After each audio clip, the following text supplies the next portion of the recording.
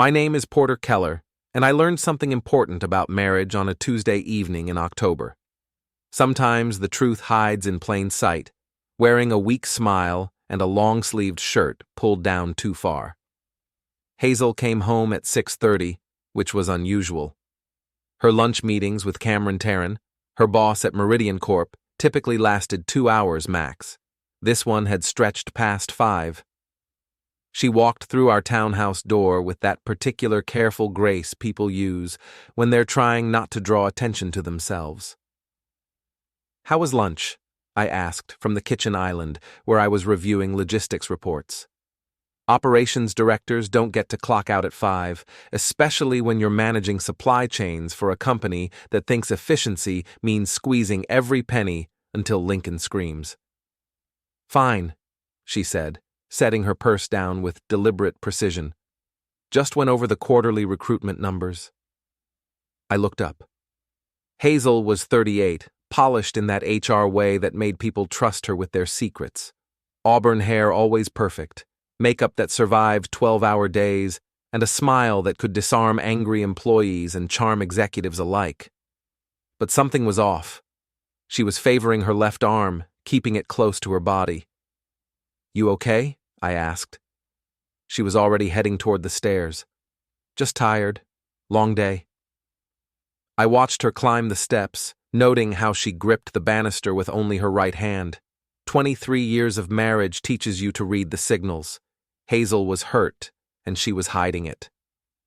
An hour later, she came down wearing a different blouse, long sleeves instead of the 3/4 sleeves she'd left in that morning. October in Maine was warm enough that the change seemed odd. "Hungry?" I asked. I was thinking about ordering from that Italian place. "Sure." She moved to the wine fridge, still favoring that left arm. When she reached up for a glass, her sleeve rode up just enough.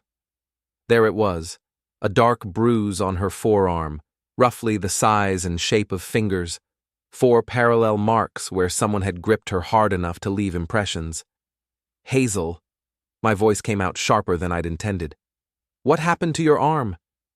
She froze, wine bottle halfway to her glass. For just a moment, her composure cracked, and I saw something I'd never seen in my wife's face before. Fear. Not the kind you get from a scary movie or a near miss on the highway, the kind that comes from knowing you've been caught. Then the HR mask slipped back into place. She smiled, weak and unconvincing. "I slipped, that's all. Caught myself on Cameron's office doorframe when I was leaving. Clumsy me." "That's a hell of a doorframe," I said, standing up. "Looks like it has fingers." Her laugh was too bright, too quick. "Don't be dramatic, Porter. It's just a bruise." But I'd spent 2 decades in operations, solving problems and reading situations. Those marks weren't from slipping or catching herself on anything. Someone had grabbed my wife hard enough to hurt her, and she was lying about it. "Cameron was there when it happened?" I asked. Of course he was there. It was his office. She was pouring wine now, her movements sharp and defensive. "Really, Porter, it's nothing. Can we just have dinner?" I nodded and ordered the food, but my mind was racing. Hazel had been having more lunch meetings with Cameron lately, longer ones, and she'd been different when she came home from them. Distracted, secretive, protective of her phone in ways that were new. After dinner, while she was in the shower, I called Cameron Terrin. He answered on the 3rd ring, his voice carrying that particular arrogance that comes with a corner office and a 7-figure salary. "Porter, what's up?" "Hazel came home with some bruises on her arm," I said, keeping my tone neutral. "She said she slipped in your office. Just wanted to make sure she didn't need to file an incident report or anything." There was a pause. Then Cameron laughed, not the polite chuckle you give a colleague's husband, but something uglier. Something that said he knew exactly what those bruises were and didn't care that I knew too. "So what?" he said. "She's fine, isn't she? These things happen." The line went quiet. I could hear him breathing, waiting for me to respond, to back down, to accept whatever story he and my wife had agreed on. Instead, I hung up. That's when I stopped being Hazel's husband and started being her reckoning. I didn't sleep that night. Instead, I sat in my home office, staring at the ceiling and thinking about patterns. In operations, everything comes down to patterns: supply chains, delivery schedules, failure points. You learn to see the connections that other people miss. Hazel's patterns had been changing for months. The longer lunch meetings, the late nights at the office, the way she'd started showering immediately when she got home, even on days when she claimed to have been stuck in meetings all afternoon. The new lingerie I'd found in her dresser, tags still on, that she'd never worn for me. At 3 a.m, I made my first call. Meridian Corp Ethics Hotline, the automated system announced. If this is an emergency, please hang up and dial 911. Otherwise, please stay on the line to report concerns about employee conduct, harassment, or policy violations. I waited for the tone. I need to report a pattern of harassment and potential misconduct involving Cameron Terrin, Senior Vice President of Human Resources, and Hazel Trevon, Senior Recruitment Specialist. I have documentation of inappropriate expense reports, after-hours meetings, and evidence of physical contact that appears non-consensual. I can provide dates, times, and supporting materials. I left my contact information, not my real name, but a number that would reach me, and hung up. The second call was to my sister Tessa, who practiced employment law in Boston. She answered on the first ring, which meant she was pulling another all-nighter. Porter? It's 3 a.m. What's wrong? I need to protect myself legally, I said. Hazel's having an affair with her boss, and I think it's about to blow up in ways that could affect me professionally. Tessa was quiet for a moment. Then, tell me everything. I did. The bruises, the changed patterns, Cameron's reaction on the phone. Tessa listened without interrupting, and I could hear her typing notes. First thing, she said when I finished. Document everything. Dates, times, any evidence you can gather legally. Second, we need to separate your finances and protect your assets before this gets messy. Third, you need to think about whether you want to save this marriage or end it. I want to end it, I said. The words came out easier than I'd expected. But I want to do it right. I want her to face consequences for what she's done. Then we do this by the book, Tessa said. No shortcuts, no revenge fantasies. We use the system. The next morning, I went to work early. Meridian Corp occupied a 15-story glass tower downtown, all clean lines and corporate efficiency. I'd been there 8 years, working my way up from logistics coordinator to operations director. I knew the building, the people, the systems. More importantly, I knew where the bodies were buried. I stopped by the security office first. Lou Brennan had been head of building security for 12 years, and I'd done him favors over the years. Expedited deliveries for his wife's catering business, priority scheduling for maintenance in the security office, small things that built goodwill. Morning, Lou, I said, setting a coffee on his desk. I need a favor. Lou was 62, ex-military, and sharp enough to read between the lines. What kind of favor? The kind where you might need to review some security footage in the next few days. Executive floor, after hours. Just want to make sure you're prepared. He studied my face. This about your wife? I nodded. Cameron Terrin's a piece of work, Lou said quietly. Been waiting for someone to nail him for something. You need copies of anything, you let me know. My next stop was the IT department. I had legitimate reasons to be there. Operations required constant coordination with IT for supply chain management. But I also needed to understand Meridian's electronic monitoring policies.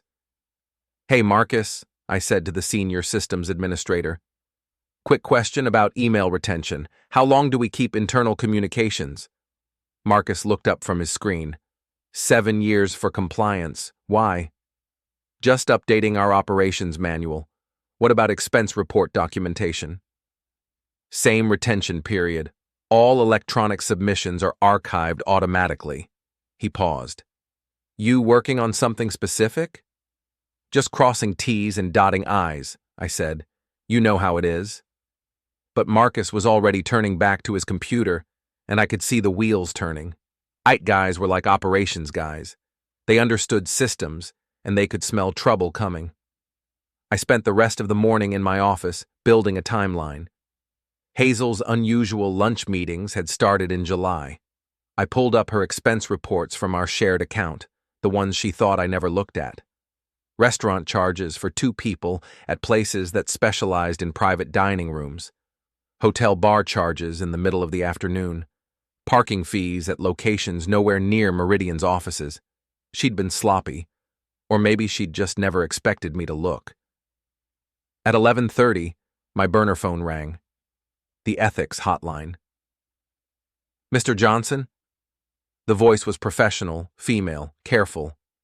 This is Sarah Chen from Meridian's Compliance Department. I received your report regarding Cameron Terrin and Hazel Trevon. Would you be available to discuss this matter further? Yes, I said. I'll need documentation to proceed with an investigation. Can you provide that? I can. I'll send you a secure email address. Please forward any relevant materials as soon as possible. And, Mr. Johnson, if you're concerned about retaliation, we have policies in place to protect whistleblowers. After I hung up, I sat back in my chair and looked out at the city. Somewhere out there, Hazel was probably having another long lunch with Cameron, thinking she was safe, thinking she was smart enough to keep her secrets. She was about to learn that I was smarter. The compliance investigation moved faster than I'd expected. By Thursday morning, 2 days after my call to the Ethics Hotline, Cameron Terrin was pulled out of a board meeting and escorted to a conference room on the 14th floor. Word spread through the building like wildfire. In a corporate environment, nothing travels faster than news of an executive in trouble. I watched it happen from my office window. Cameron's assistant, a nervous woman named Jennifer, spent the morning fielding calls and rescheduling meetings. By lunch, she was crying at her desk. Hazel, meanwhile, was nowhere to be seen.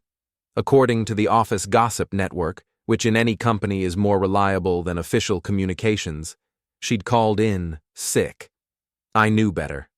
She was at home, probably pacing our living room, trying to figure out how much trouble she was in. My phone buzzed with a text. Need to talk, come home. H. I deleted the message and went to lunch.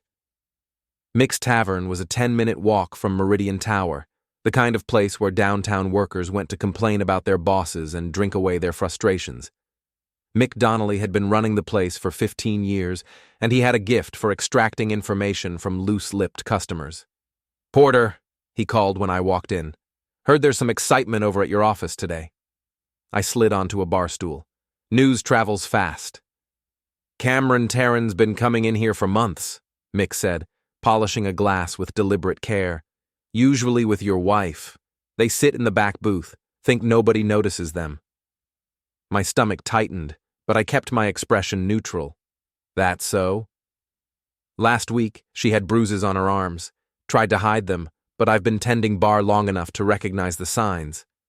Mick set the glass down and looked me in the eye. You doing okay? I'm handling it, I said. Good. Mick poured me a beer.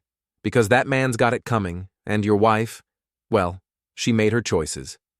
I spent the afternoon in meetings, but my mind was elsewhere. At 4:30, my personal phone rang. Hazel. Where are you? She asked without preamble. Her voice was tight with panic. At work. Where I'm supposed to be.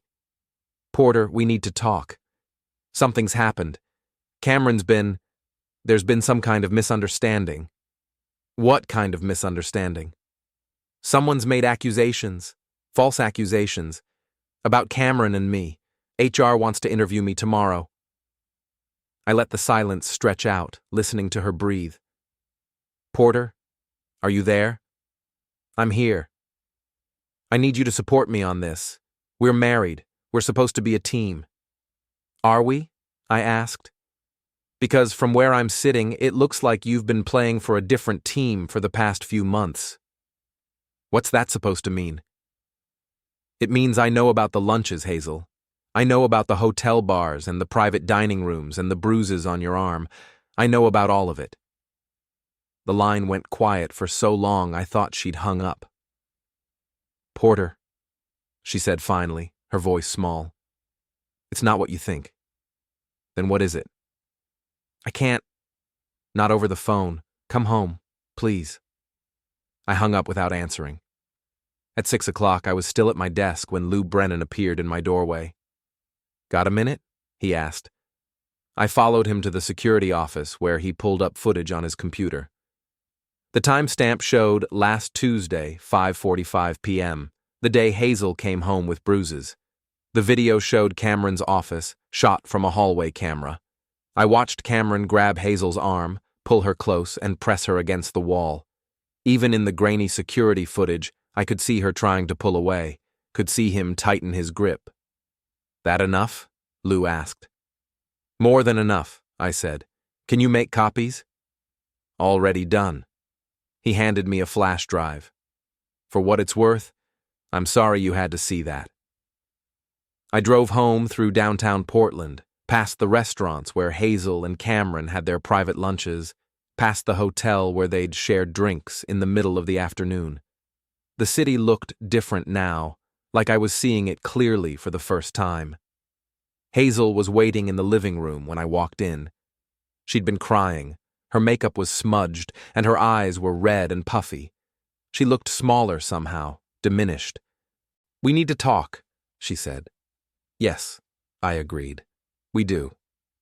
I sat down across from her, maintaining distance. She noticed and flinched. Porter, I know how this looks, but you have to understand. Cameron, he's been pressuring me for months. I never wanted any of this to happen. The bruises on your arm, I said. How did you get them? She looked down at her hands. He grabbed me. I was trying to leave and he wouldn't let me go. And the lunches? The hotel bars? The expense reports? He said it was business. He said if I didn't go along with it, he'd find reasons to fire me.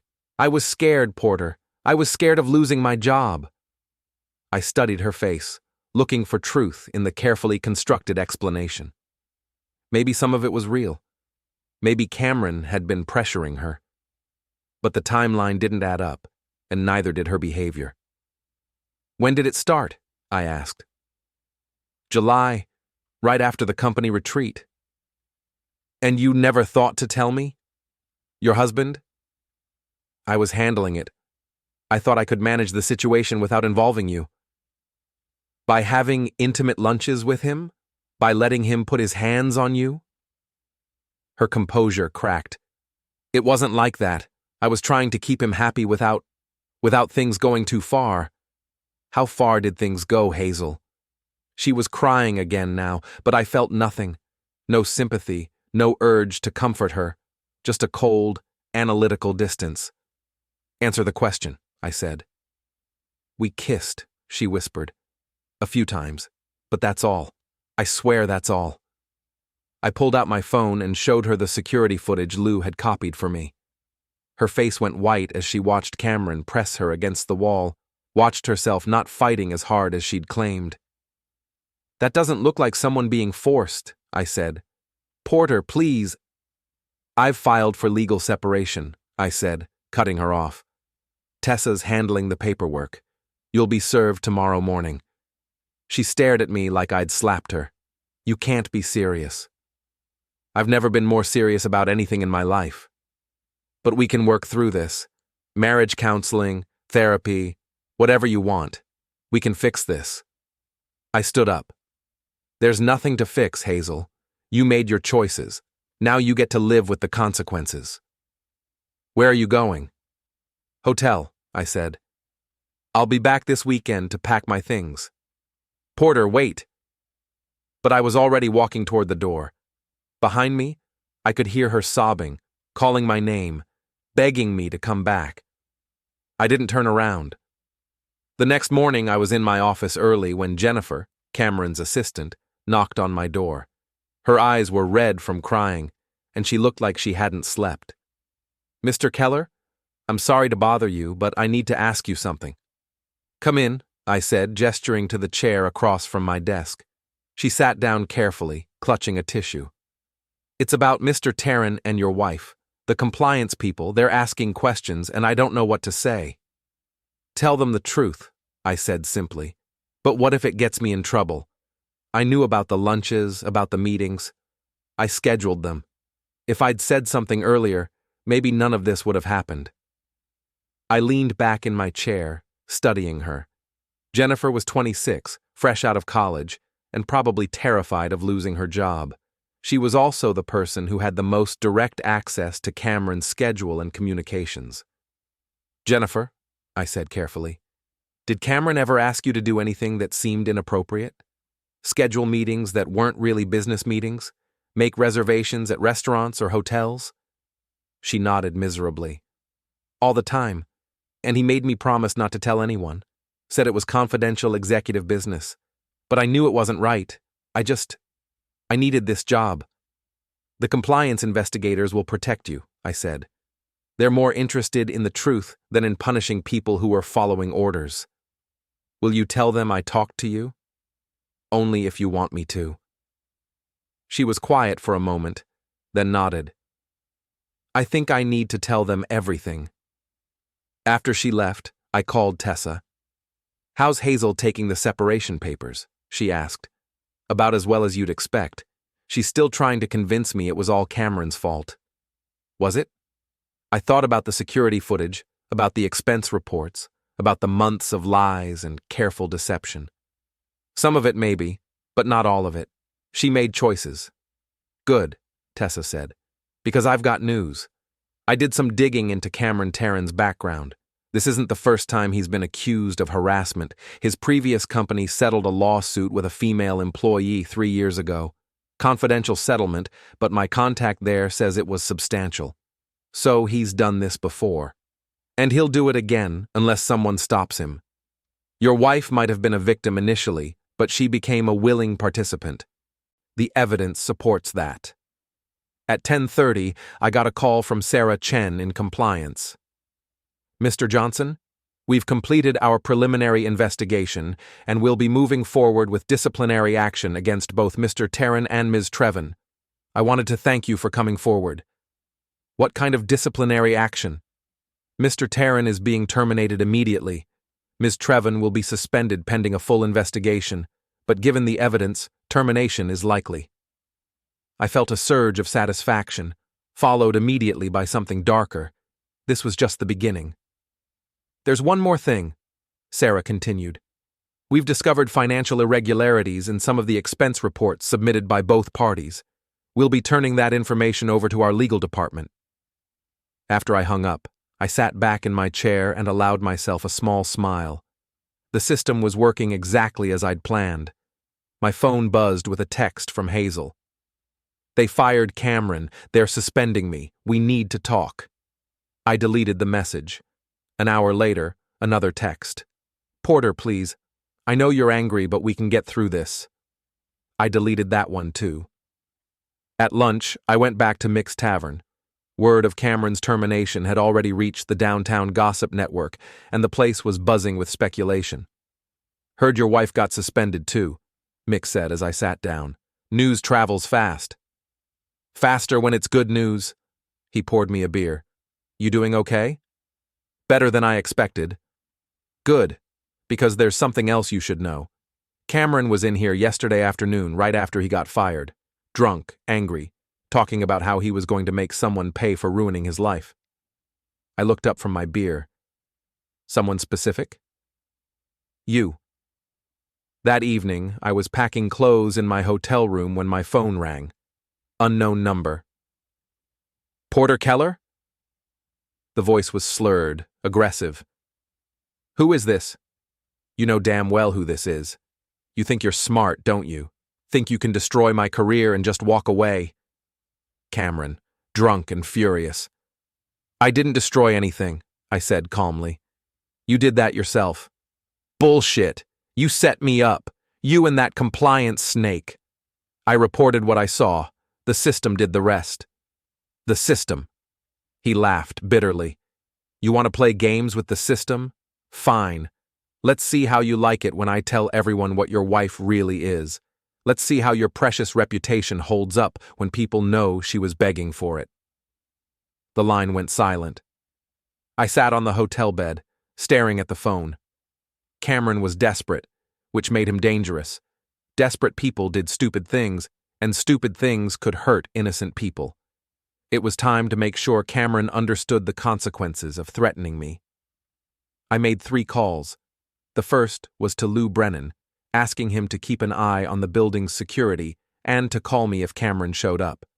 The second was to Tessa, filling her in on Cameron's threats. The third call was to a private investigator Tessa had recommended, a former police detective named Ray Morrison who specialized in corporate cases. I need everything you can find on Cameron Terrin, I told him. Financial records, personal life, previous employers, legal troubles, everything. How fast do you need it? Yesterday. That's going to cost extra. I don't care what it costs. By the time I hung up, I was no longer just defending myself. I was going on the offensive. Cameron Terrin had made the mistake of threatening me. Now he was going to learn what happened when you picked a fight with someone who understood systems better than you did. And Hazel was going to learn that her choices had consequences that went far beyond losing her job. Ray Morrison called me at 7 a.m. on Saturday morning. You're going to want to see this in person, he said. Can you meet me at the diner on Commercial Street in an hour? I found him in a back booth, a thin man in his 50s, with the careful eyes of someone who'd spent years watching people lie to him. He had a manila folder on the table and a cup of coffee that looked like it had been sitting there for hours.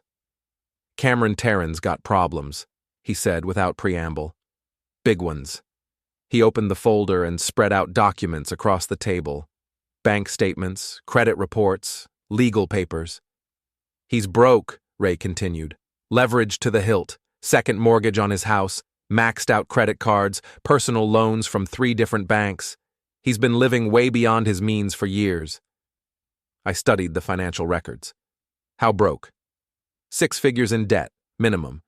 And here's the interesting part. Most of it's recent. Last 18 months he's been hemorrhaging money. Gambling? Worse. Cocaine habit and a girlfriend who likes expensive things. Not your wife, Ray added quickly. Another woman. Married. Husband travels a lot. Likes to shop with Cameron's credit cards. I felt something cold settle in my stomach. So Hazel was what? A side piece? Looks like it. Your wife was just convenient. Available, willing, and probably flattered by the attention from a senior executive. Ray pulled out more documents. There's more.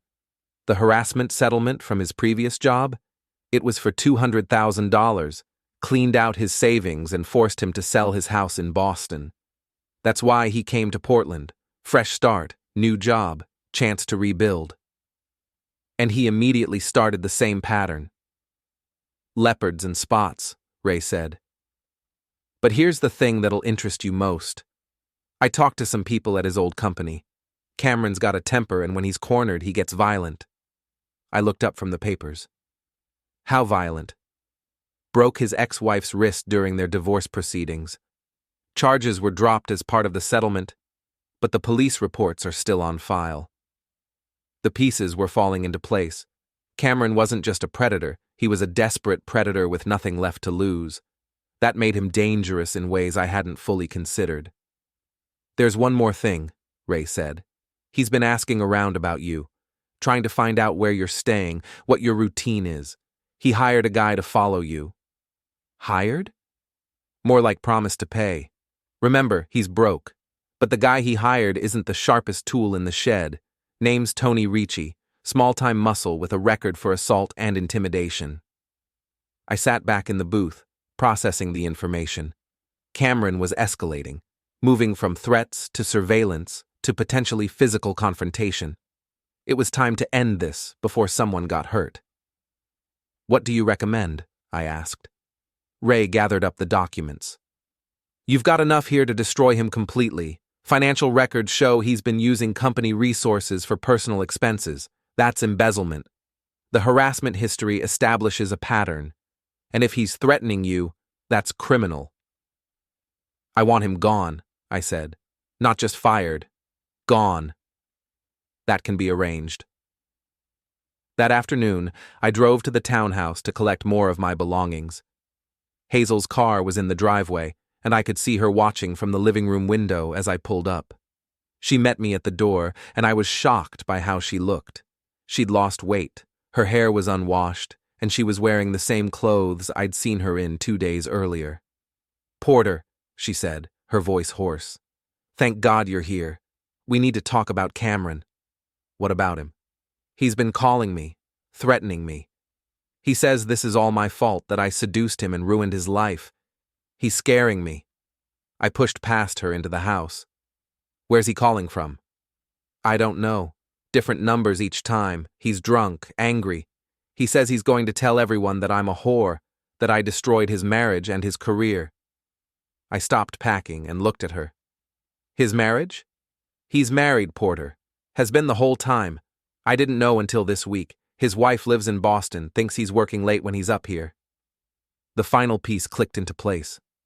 Cameron hadn't just been using Hazel, he'd been lying to her too. She really had been just another victim, at least initially. "Why didn't you tell me this before?"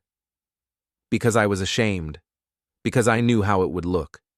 Because I thought I could handle it myself." She was crying again, but quietly this time. "I made a mistake, Porter. A terrible mistake. But I never meant for any of this to happen." For the first time since this started, I felt a flicker of sympathy for my wife. Not enough to forgive her, not enough to save our marriage, but enough to want to protect her from Cameron's revenge. "Has he threatened to hurt you physically?" "Yes. Last night he said he was going to make me pay for destroying his life. He said he knew where I lived, knew my schedule." I pulled out my phone and called Ray Morrison. "I need you to do something for me," I said when he answered. "Cameron's threatening my wife now. I want him stopped." "What kind of stopped?" "The permanent kind." "I'll make some calls." After I hung up, Hazel was staring at me. "Who was that?" "Someone who's going to make sure Cameron leaves you alone." "Porter, I know I don't deserve your help, but—" "You're right," I said. "You don't deserve it. But you're still my wife, at least for now, and I'm not going to let some desperate asshole hurt you because of his own failures." She nodded, tears streaming down her face. "Pack a bag," I said. "You're staying somewhere else until this is resolved." "Where?" "Hotel. I'll pay for it, just until Cameron's dealt with." And then, I looked at her for a long moment. This woman I'd been married to for 23 years, who'd betrayed me and lied to me and broken something fundamental between us. "Then we get divorced," I said. "Quietly, civilly, and you get to start over somewhere else." She nodded again, understanding that this was the best offer she was going to get.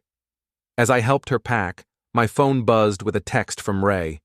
"Problem solved. Cameron's leaving town tonight. Won't be back." I didn't ask how Ray had convinced Cameron to leave. I didn't want to know. I just wanted it over. 3 hours later, Hazel was checked into a downtown hotel, and I was back in my own hotel room, finally able to think clearly about what came next. Cameron was gone. Hazel would be taken care of, but our marriage was over. I'd won, but victory felt different than I'd expected. It felt like justice.